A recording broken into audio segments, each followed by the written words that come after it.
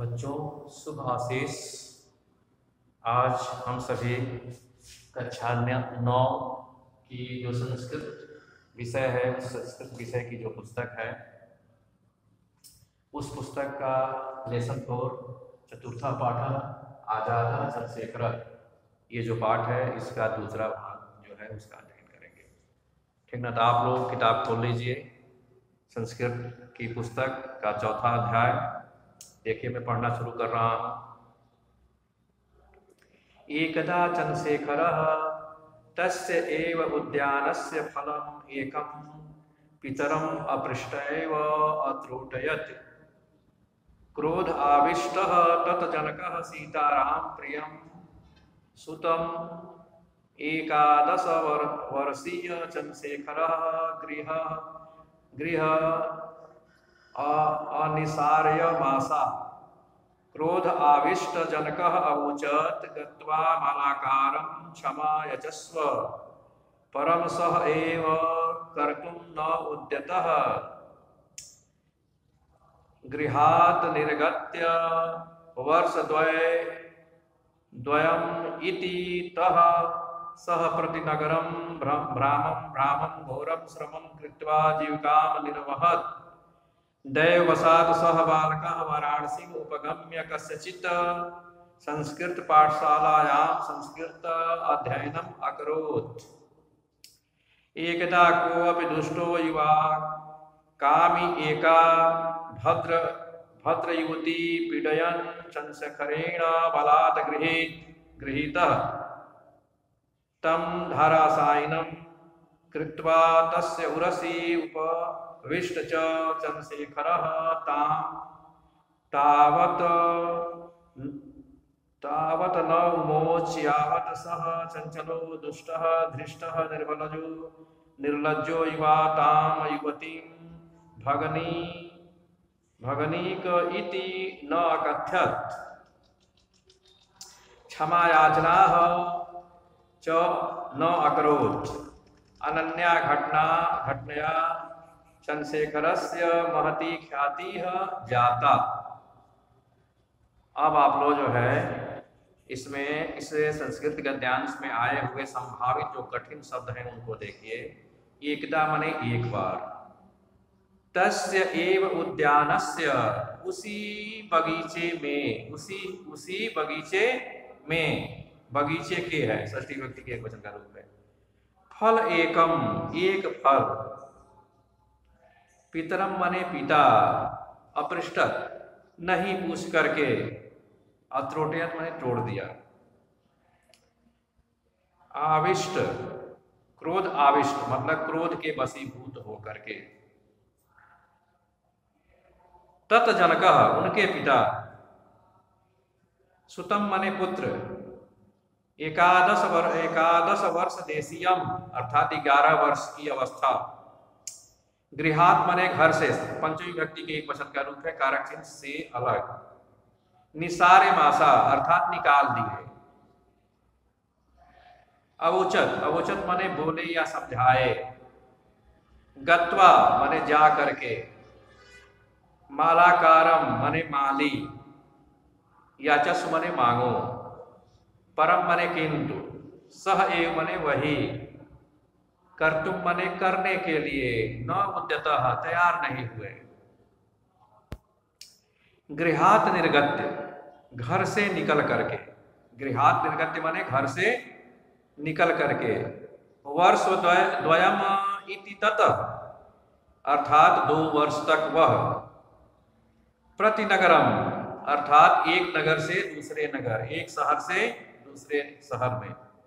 भ्रामम घूमते घूमते। घोर श्रमम बहुत ही कठिन परिश्रम। कृत्वा माने करके। निर्वहत माने निर्वाह किए।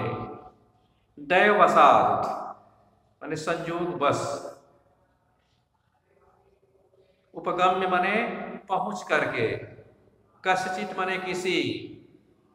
संस्कृत पाठशालायाम सप्तमी विभक्ति के एक वचन का रूप है संस्कृत पाठशाला में, क्योंकि कारक चिन्ह में पर होता है। अध्ययनम अकरोत अध्ययन किए। कोवत माने कोई भी, दुष्टो माने दुष्ट,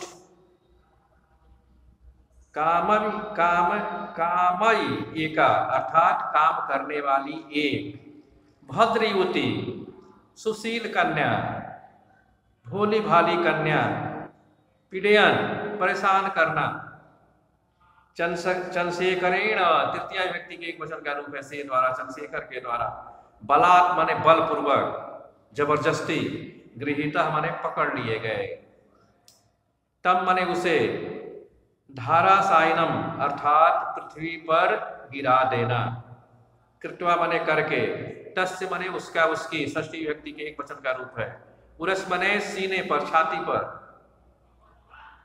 उपविष्ट उपविष्ट माने बैठ करके, च माने और, ता माने उसको, तावत तब तक, न माने नहीं, उमोच माने छोड़े, यावत माने जब तक, चंचल अस्थिर दुष्ट, धृतः माने धूर्त, निर्लज्ज माने जिसको बुरे कार्य का असर न पड़े,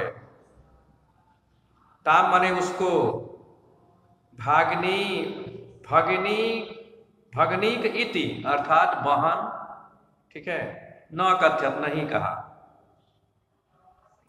क्षमा याचना और क्षमा नहीं मांगा, न करो नहीं मांगा, अनन्या घटनया इस घटना से, तृतीय व्यक्ति के एक वचन का रूप है से द्वारा, इस घटना से, चंद्रशेखरस्य षष्ठी व्यक्ति के एक वचन का रूप है, काके की कारक चिन्ह होता है, चंद्रशेखर की, महती माने बहुत ज्यादा, ख्याति माने प्रसिद्धि, जाता माने हो गई, ठीक है। अब इसका हिंदी अर्थ देखिए, एकदा चंद्रशेखरः तस्य एव उद्यानस्य फलम एकम पितरम अपृष्ट एव त्रोटयति।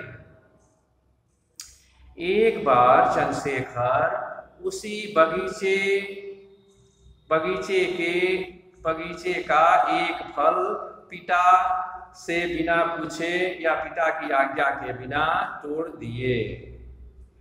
आप लोगों को बता दें कि इनके पिता जो है आपका अल्ली राजपुर राज्य में राजा के यहाँ रहते थे, ठीक ना, तो उनका बगीचा भी था, तो उसी बगीचे में आपके लगे हुए फल थे आम के, तो वह जो है बिना पिताजी के पूछे ही वो तोड़ दिए, ठीक है। क्रोधम आविष्ट तत जनकः सीताराम प्रियम सुतम 11 वर्ष देशीयम चंद्रशेखरम गृहात निसारे मासाक। हाँ, क्रोध के वशीभूत उनके पिता सीताराम अपने प्रिय पुत्र जो 11 वर्ष की अवस्था का था उस चंद्रशेखर को घर से निकाल दिए। क्रोध आविष्ट जनकः अवोच्य, क्रोध के वशीभूत पिता ने कहा या समझाया, गत्वा मालाकारम क्षमा यचस्व, जा करके माली से, जो बगीचे का मालिक होता है, उसे क्षमा मांगो। परम सह एव कर्तुम न उद्यत, किंतु वह ऐसा करने के लिए तैयार नहीं हुए। गृहात निर्गत्य वर्षद्वयम् इति तः सह प्रतिनगरम भ्रामं घोरम श्रमं कृत्वा जीविकाम निर्वहत्।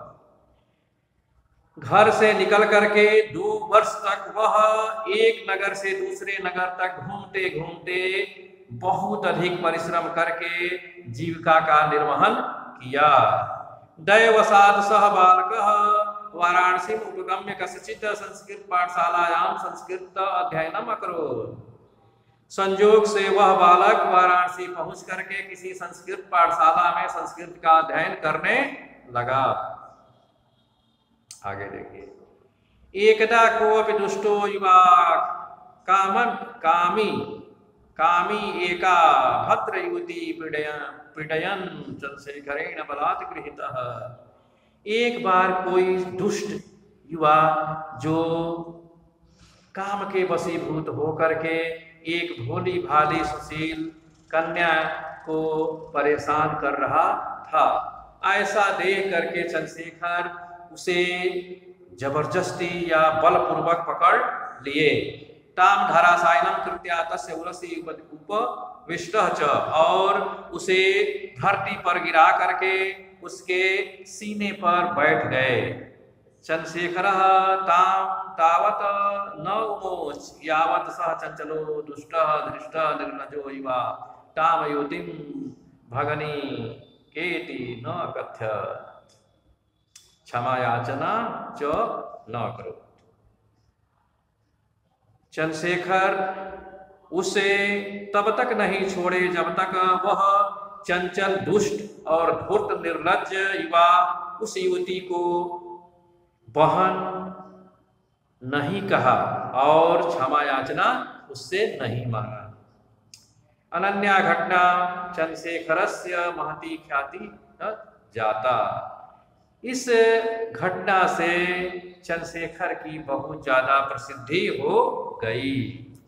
बच्चों इसे जो है समझ लेना और नोटबुक बना लेना। धन्यवाद।